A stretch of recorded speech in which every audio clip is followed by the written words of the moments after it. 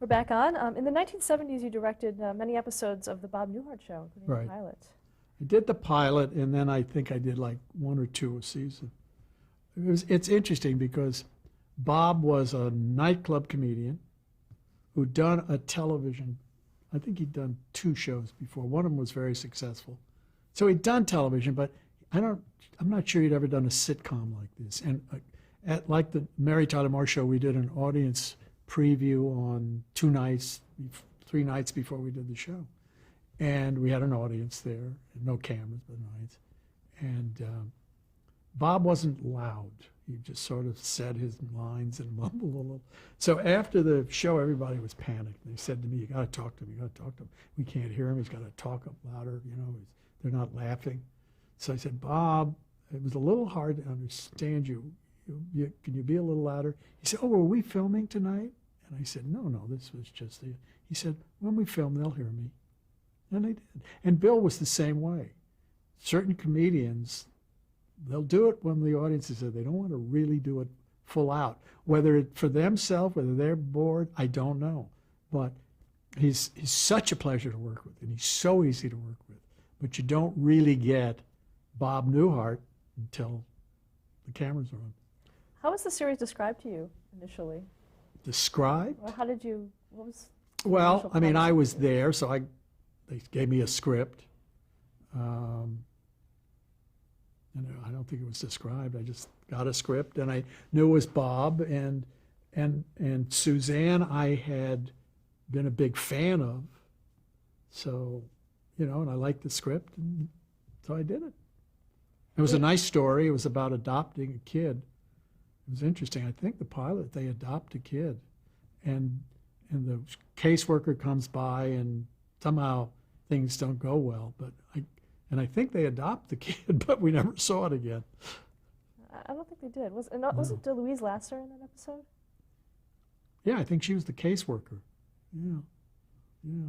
But I mean, I don't remember whether they finally adopted. They must have adopted the kid because that was the pilot was about. But when they did the series, there was no kid there. Oh, why didn't it run as the initial pilot of the series? Sorry? Why didn't it run as the initial pilot of the series? It didn't?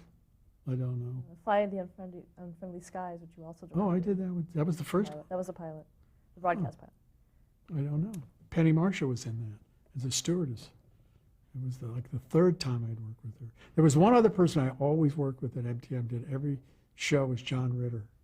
He always had a part because we'd done a pilot with him when he was really new, just out of SC, and he and Harold Gould. Harold Gould was a lawyer whose law firm was just this side of being shady. He'd take any case he could do. And John was this young, idealistic lawyer just gotten his degree who went to work for him.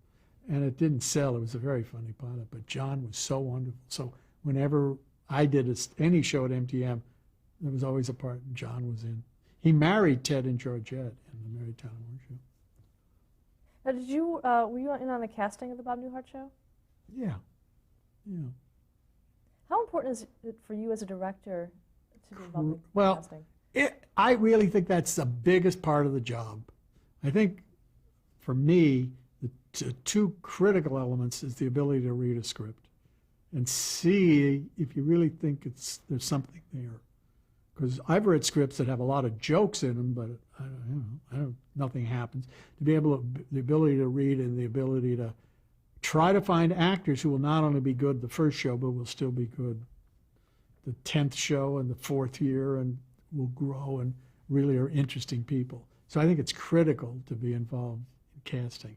And a couple times, for one reason or another, I haven't, and the casting has been wrong. Now, I'm not saying I'm right, but one of the reasons the casting, I think, was so good on both Mary and Soap is we had so much time to do both of them.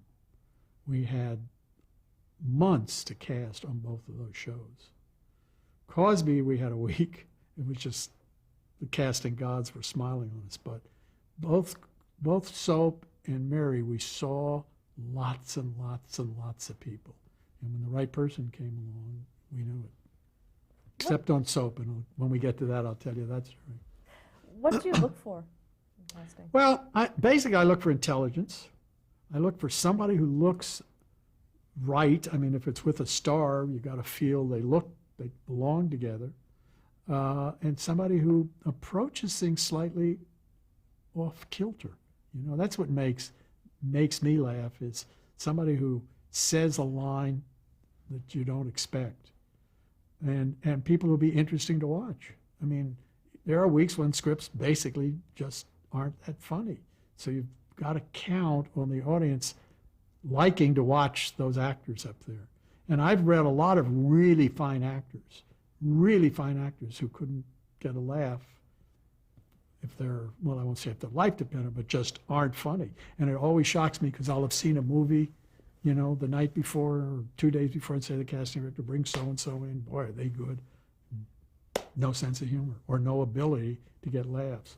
Or you find somebody who's a dramatic actor who always could do comedy but never got the chance. Those English actors can do everything. Let's talk about a few other things that you directed in the 70s before we get to soap. Okay. One of them is We'll Get By. Well, that was Alan Alda's. That was your first taped show. Yeah, that was Alan Alda wrote that. And we did it twice. And the first time we did it with Ned Beatty, I think, and the second time was Paul Sorvino, and it eventually got on the air. And what happened, it was interesting because I was doing Mary, and then we went over to CBS to do that on tape. And up to that time, because I think tape machines were very expensive, they only had 2 tape machines on a tape show, one to get the line cut and one that you could ISO on Carol O'Connor, because basically everything was done on All in the Family. and the pilot there was not a lot of work, so there were plenty of tape machines available. So I went to Perry Lafferty, who at that time was head of West Coast Television, and I said, it's not right that we can edit on film, but tape can't edit. And because a lot of what we do is clipping off words and tightening up paragraphs and just getting the comedy moving. And he said, well, it would be terribly expensive. I said, if I promise you I won't make it terribly expensive, can we do it? And so he said yes. And one of the reasons we had to do the pilot twice is we hired an actress who was really good and was fine all rehearsal, but in the show, I guess out of nerves, after every line she'd go, she'd say a line and go, so the only thing that saved it is that we could edit it because we had it all recorded. So everybody from that point on said, eventually, I think all tape shows recorded all 4 cameras. But that was the first time that they'd recorded all 4 cameras. Did it affect your directorial style at all? It's just it's just recorded on something differently. Actually, I like tape.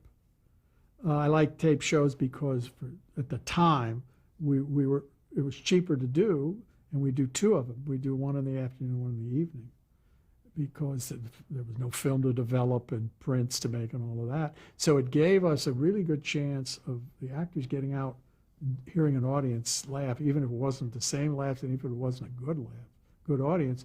It gave a lot of chance to get nerves up before the show.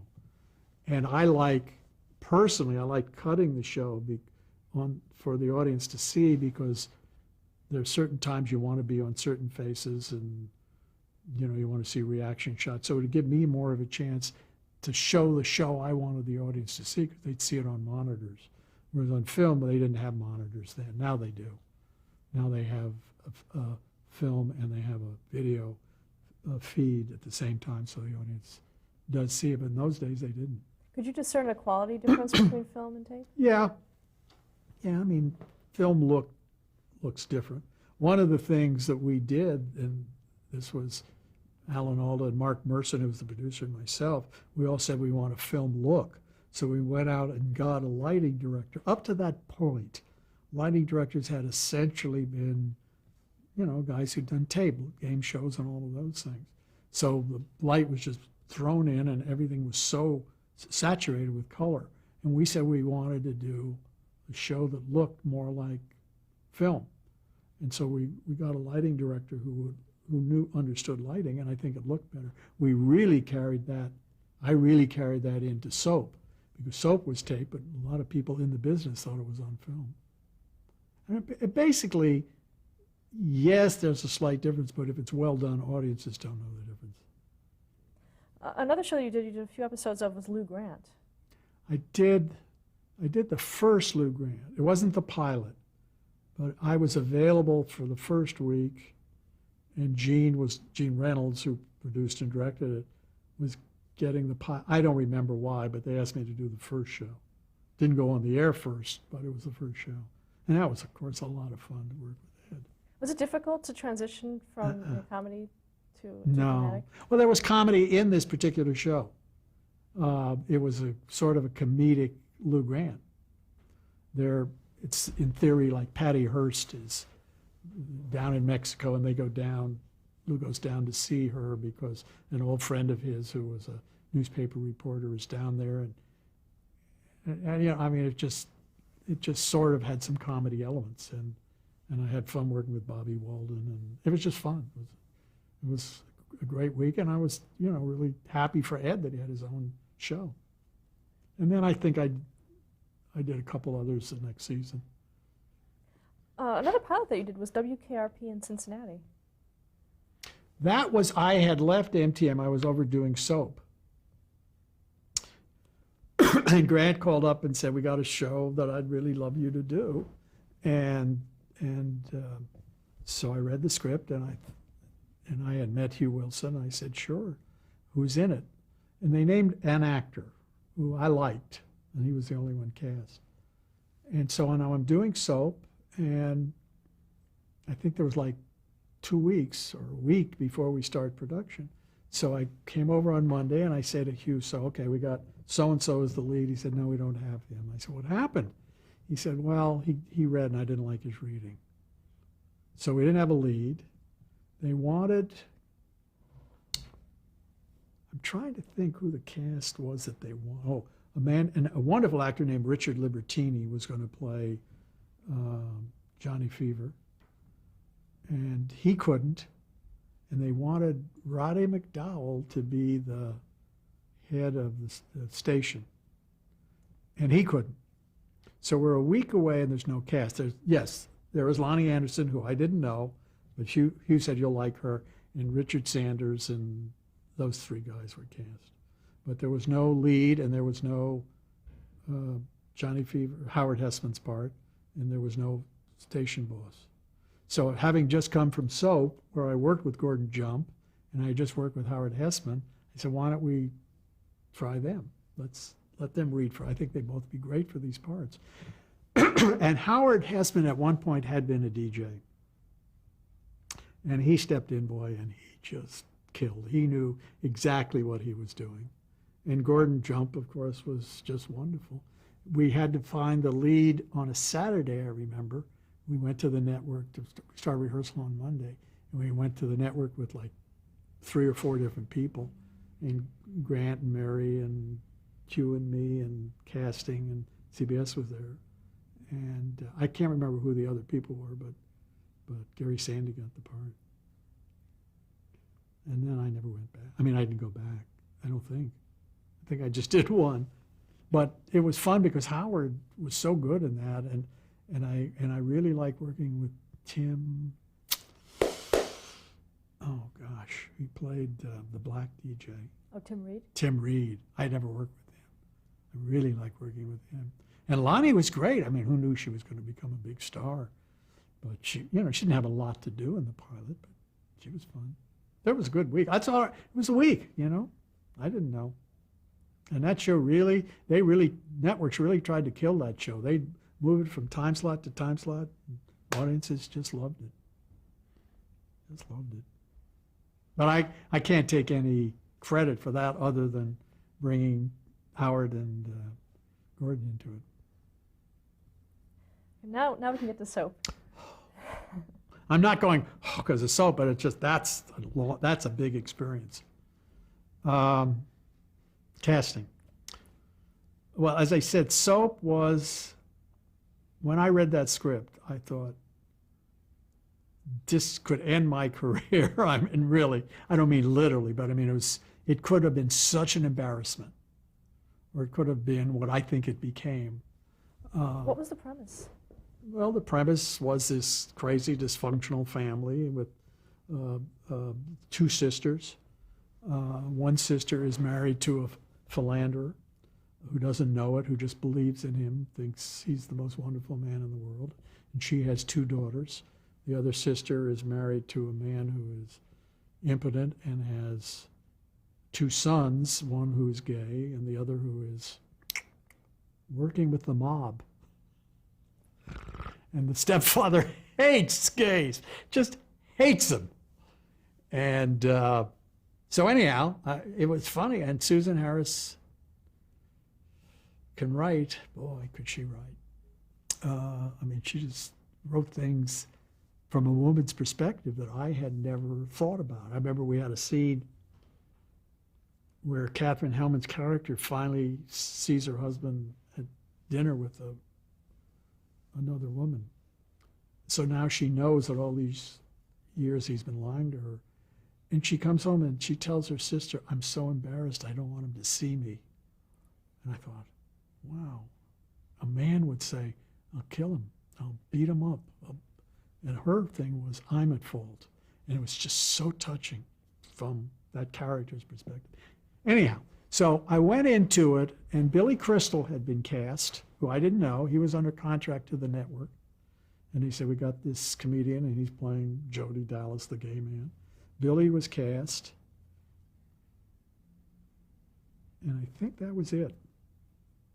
But again, we had a lot of time, and we read a lot of people. And Richard Mulligan, I had done a series called The Hero with. So I had known Richard. And somebody said, let's bring Richard Mulligan in to play Katherine Hellman's part, the philandering husband, who was eventually ended up Bob Mandan. And I said, no, he can't play that, but he sure could do the other husband. Why don't we bring him in for that part? So that he came in for. I was working the Mary Tyler Moore show, I think, and Bob Mandan was an actor who was in the show and said, can I observe you? Can I watch how to be a director? And I said, sure. And then one day I said to him, I'm casting this pilot. You'd really be good for one of the characters. Let me call up. And he went over for a reading, and he got that part. And Ted Wass may have been cast. I don't remember Ted coming in, so he may have been cast. But we couldn't find either sister. And I had seen Katherine Hellman do House of Blue Leaves. And her name came up. I wasn't at that reading, but they asked me about her, and I said, she's brilliant. I bet you she'd be great. So, I mean, I wasn't there, and I didn't suggest her, but I was very enthusiastic. We couldn't find a Benson. We had so much trouble with Benson. We were reading women. We were reading Orientals. We were reading Asians, Asians. We were reading black women. We were reading Norwegian, anybody. We could not find that part. What were you looking for in that part? We were looking for Bob Guillaume, is what we were looking for. Somebody who had that demeanor, could deliver one-lines, didn't have a lot to do. And so Paul Witt went back to New York, and they sent me the casting list of people they were seeing. And I saw the name Bob Guillaume, and I had seen Bob out here do Show Jacques Brel as well and Alive and Living in Paris. And I'd seen him as a performer, because it was songs. I'd seen him sing and dance. I hadn't seen him do comedy. But I remembered the name because it was so unusual, and I said, boy, I don't know whether he can do comedy, but he's just a dynamic personality, and just pay attention to him. So they came back, and nobody was really thrilled with anybody. I mean, Bob put on tape, he was okay. And we couldn't find the second sister. So the day before we go into production, we find a lady to play Richard Mulligan's wife. And we go, and we still haven't found Benson's part. We're starting rehearsal, we haven't found him yet. So finally I said, fly Bob Guillaume out here, because I'll bet, I know how talented he is. I bet if we work with him for a day, people will be happy. And of course they did, and that part worked. The first wife, we didn't have much to do. It was 2 parts. The pilot was 2 different shows, 2 half hours. And the wife didn't have much to do in the first one.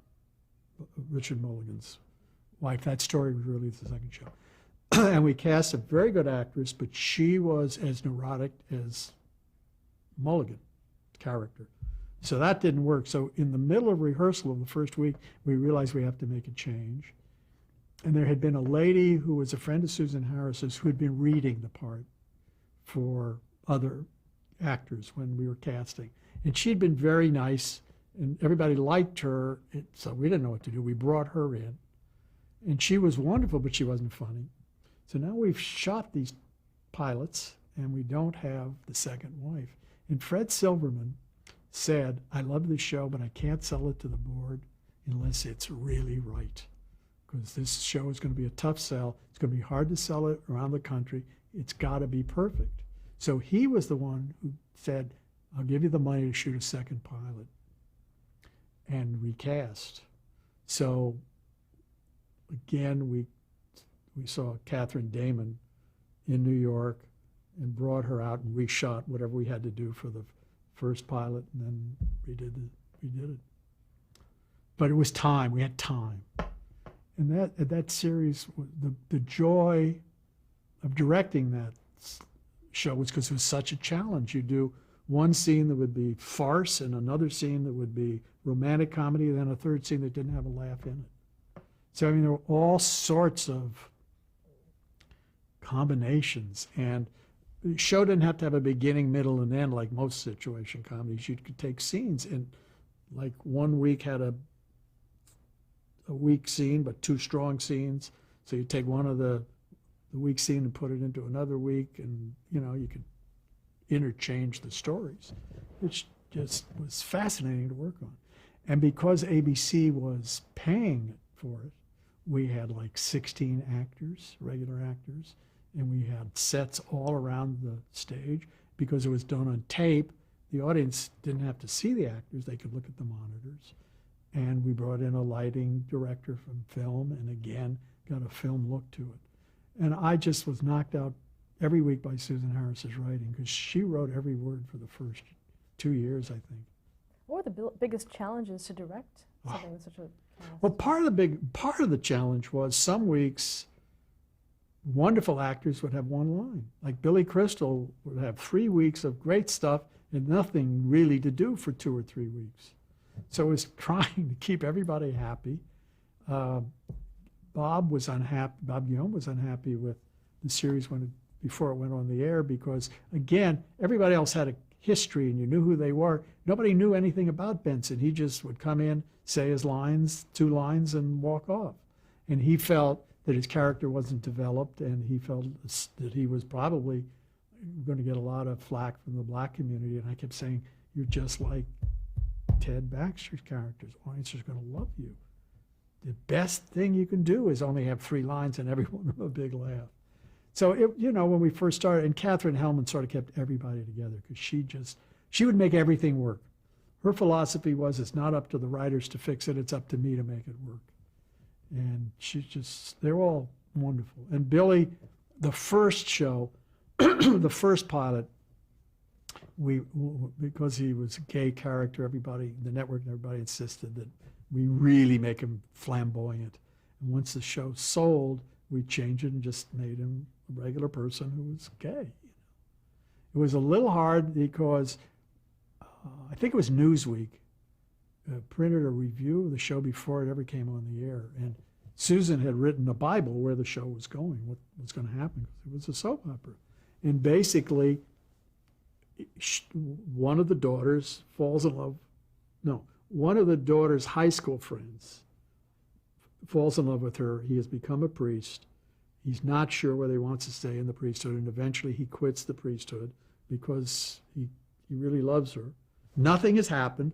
Then they get married. Well, they wrote in Time magazine or Newsweek a review saying that one of the characters seduces a priest in the church. So there were sermons being given all across the country about how evil this show was and don't watch it. The gay people were picketing the studio because they had heard we had been derogatory to gays. So it was like the whole American society was going to crumble if the show came on the air. When they did it out here, they decided they could only do it in half hours. They had to break it up. So the first week, the show was on, then they have a half-hour discussion with a priest and a minister on the air about the show, all across the country. And certain stations in the South wouldn't carry the show. I mean, it was just because it was different. The wife has an affair because the husband's been cheating on her. A priest leaves the priesthood to marry. There's a gay man who has a lover. That's another story. One of the actors who came in to play his lover, who's a football quarterback, pro quarterback, Jody's lover. And this guy came in, this really good-looking guy, and he gave a good reading, but he left and I said, I don't think so. I don't think anybody believed the two of them together. He's just too good-looking. And so I just really don't feel comfortable with that. And it was Tom Selleck. But we got Bob Seagren, who was an Olympic athlete, Olympic pole vaulting champion, who was an actor, and he did it, and it was really nice, and the world didn't end. Nobody got that upset that one of the characters had a gay lover. But it was really ahead of its time. Were there other... What a challenge to direct. Boy, it was fun. Were there other censorship issues as it went along? Constantly. We did one scene around a table where the women are talking. Catherine Damon's husband is impotent. Catherine Hellman's husband is in the jail for something. The priest is having a problem, and the other daughter's lover is an escaped convict. And they're sitting around the dining room table talking about being horny. And they're all eating food, and they're all saying it comes basically because they're so sexually unsatisfied. Well, the network couldn't. So we said, come on over and look at a rehearsal. So the president of ABC and the head of censorship came over and laughed and said, fine, great. We had to cut 2 lines, but there were a lot of stations that wouldn't carry the show because we talked that women had sex lives and were upset when they didn't. But it was written from a woman's point of view and very funny lines. So there were constant little problems like that. But that was like the second or third year. Yeah, let's stop there to change the tape. Okay.